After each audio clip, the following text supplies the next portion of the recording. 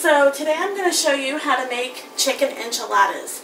One of my subscribers, I can't remember who, and I'm so sorry, left me a comment asking me to make enchiladas, and I just thought chicken would be pretty good considering I had a whole bunch of boneless, skinless chicken breast. Now what I did beforehand earlier today is I cooked off about 6 chicken breasts in my crock pot with about a half a jar of salsa, and they cooked for about 4 hours, and then I shut it off and I just let the chicken steam and hang out in the crock pot until it was cool enough to handle, but it was still hot, and then I chopped it up and left it in the salsa. So that's in the refrigerator. If anybody's ever made enchiladas and wanted to do it from scratch, it calls for enchilada sauce. So I'm going to show you how I make mine. It's a little different. Basically it's the same but different. We don't have ancho chilies up here, so I'm going with chili powder. So all I'm going to do is in my pot here, I'm going to add some extra virgin olive oil. I'm going to add a little. Let me just take that thing off. There we go. And I'm going to add some flour. Now this is the starts of any roux. I'm not using butter because I don't know why. I just didn't feel like using butter. So we are going to let the flour stop being white. Let me see if I can get this part in the corner here. Yeah, that'll work. Okay. And we're not going for like a dark sauce. We just want to get the raw flour taken care of here. Okay. At this point, I'm going to add some ground cumin. I'm not going to measure this because a lot of this stuff is to taste. The chili powder kind of isn't. You can, if it's not red enough for you, add more chili powder. That's what I say. So, you see how the flour kind of melted into the oil a little bit? That's what you want. There's no color in there. You just want it to melt in there. Why is it these things never work for me? And then I pour them in there and then it winds up being too much. Okay. We like a lot of cumin in this house. And for my husband's taste, I got cayenne pepper. I'm not going to add a whole bunch. Again, here we go. Right on camera, guys. Okay. Okay. So, we're going to add, like I said, I'm not going to add a whole bunch to this, to this, because me and my kids are kind of wimps when it comes to heat. So I'm only going to add like a little pinch. Kind of like what you would add for salt and pepper. I'm going to add a little Italian seasoning. That's getting a little too dark for my liking, so I'm just going to shut that burner off a little. I'm going to add some chili powder. This, you're going to want a lot of.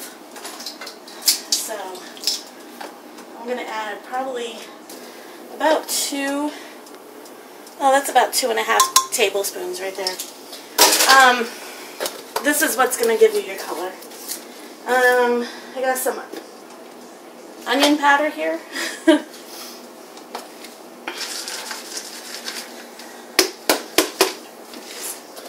Give that a whirl. I've got some granulated garlic because I can't find my garlic powder. My spice rack is getting a little too full in there. So we're losing spices. Okay. See that dark kind of mahogany red? I guess that's a mahogany red. That's what you're going for. Now to this, I have 2.5 cups of hot water with beef bouillon cubes. Traditionally, this isn't in there, but I just thought the beef bouillon would add a deeper flavor than the chicken bouillon. Since we're using boneless, skinless chicken breast, I wanted to give it a little oomph, you know?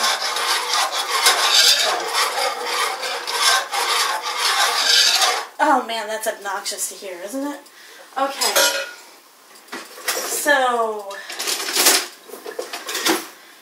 I want to thank my friend and a subscriber of mine, Joanne. She sent me a little package, I think it was late last week, and in it she sent these cookies, and they're from her area, and I'll tell you what, I've never had them before. They're very good. They instead of dipping them in chocolate, they slide them in chocolate. You'll see those because Toby's going to do a taste test on them after he does a taste test on the enchiladas tonight. He didn't know that, but now he does. And then let's see. And then from here I'm going to add some tomato paste, just a little bit. And I buy mine in the jars. A lot of people like the squeeze things, and I can understand why the squeeze tubes would be a lot more convenient. But budget-wise, they're not too convenient for us. So we still go with the tried and true little jars, and whatever we don't use, I just store one of those little food-saving containers in my refrigerator. So. And then from here, I'm going to add just a regular can of tomato sauce.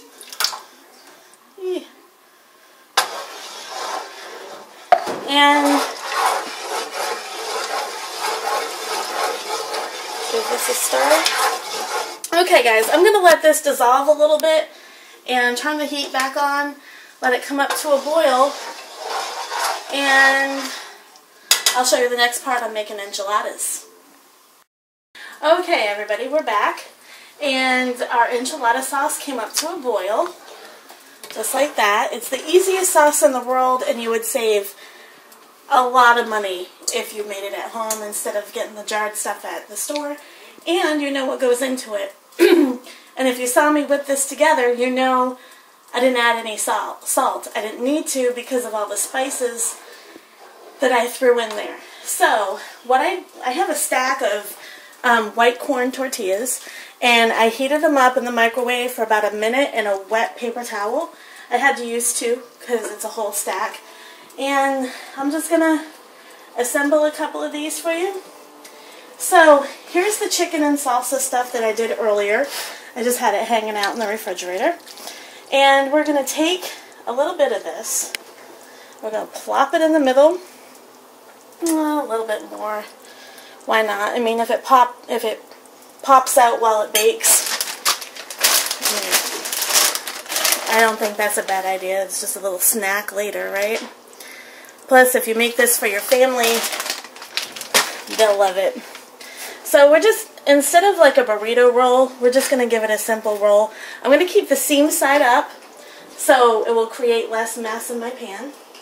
But really, it doesn't really matter. You know, it's enchiladas. And of course, it's not going to stick together for me. It wants to immediately open up. Well, I'll just let you do your thing then. Have at it. Yes, I do talk to enchiladas. Okay. And many other inanimate objects around the house.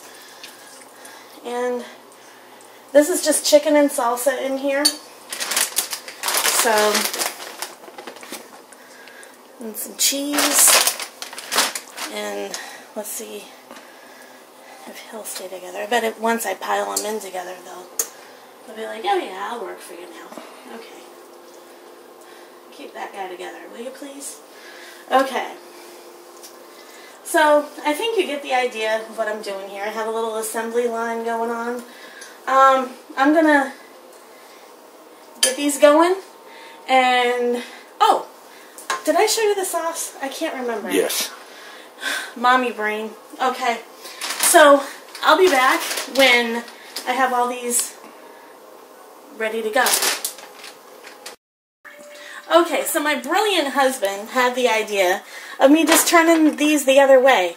Corn tortillas, if you've never worked with them, they're a little bit more difficult than the flour tortillas. So it's a preference thing, really.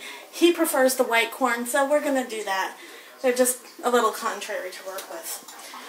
So now it's time to add our enchilada sauce down over the tops. And this is the reason why I didn't spray this pan, because it's going to be loaded down with this enchilada sauce. So otherwise I would have sprayed it and probably put a little bit of this down first. But I'm probably going to add about half of this sauce. So if my husband wants enchiladas through the week and this is all gone, well, by golly, he can do that, can't he? So anyway, my friend Joanne, she's a real sweetheart, and I was not expecting a little package from her. She in the box she also sent some Old Bay seasoning and some tasty cakes, which took me back to when I was a little girl, going to Pennsylvania with my mother and stepfather to see his family, my stepfather's family. And oh gosh, I had to have been about 9, I think, the first time I went there. You know, I could probably, well, anyway, it was about 9 or 10 the first time I went there. And had my first authentic steak and cheese sandwich and had some tasty cakes. And I don't know, it's just little things like that that, you know, brought back all kinds of memories for me. And my stepfather loves tasty cakes. And we all love the steak and cheese sandwiches. If you ever get a chance to go to Philadelphia, go and get a steak and cheese at either Geno's or Pat's, because everywhere else they're imitation, guys. I'm telling you right now. Okay, back to enchiladas. We have the oven preheated at 350 degrees. Everything's cooked in it, so you want to keep an eye on it. I would say probably about 20 minutes, I'm guesstimating here. When everything's all bubbly and melty and looking soft and delicious, that's when to haul it out. But I'll tell you when I come back how long it took, so that way folks that need to know will know. Hi everyone, we're back. This is what the enchiladas look like. It took about 25 minutes in the oven. So I'm going to get my husband a plate, and he's going to do his taste test. Now, don't be alarmed if it comes out in pieces like mine does. It's okay. If you want to give it a chance to cool, you could go ahead and do that, and they might come out a little easier for you. So, let me get him, I'll get him a spoon. And he's going to do his taste test on Joanne's cookies that she sent. They are called Burger. Let me know, Joanne, if I'm not pronouncing this right. Burgers cookies.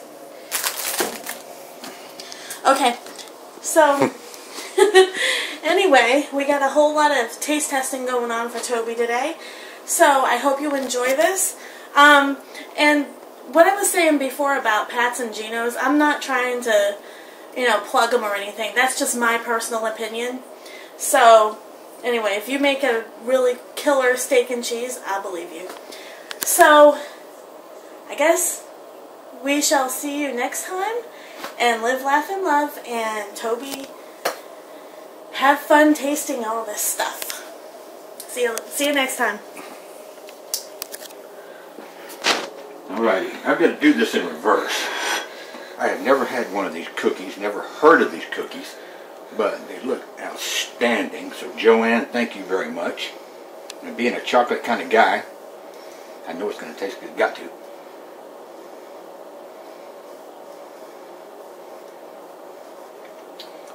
Oh, Lord. Joanne, you done good. That is outstanding. Very chocolatey, and I like that a lot. Now I gotta get the chocolate out of my mouth and go for chicken enchiladas. If they fall apart, man, there's nothing wrong with that at all. I'll just take it and do it like that, see? Get me a big fat bite. That's huge. It is. Okay. Turn it around here a little bit. It's going to be hot. That cookie is good. We're going to have to get lobster bibs for you. Not for lobsters, but for enchiladas. I'm serious. It's going to be hot.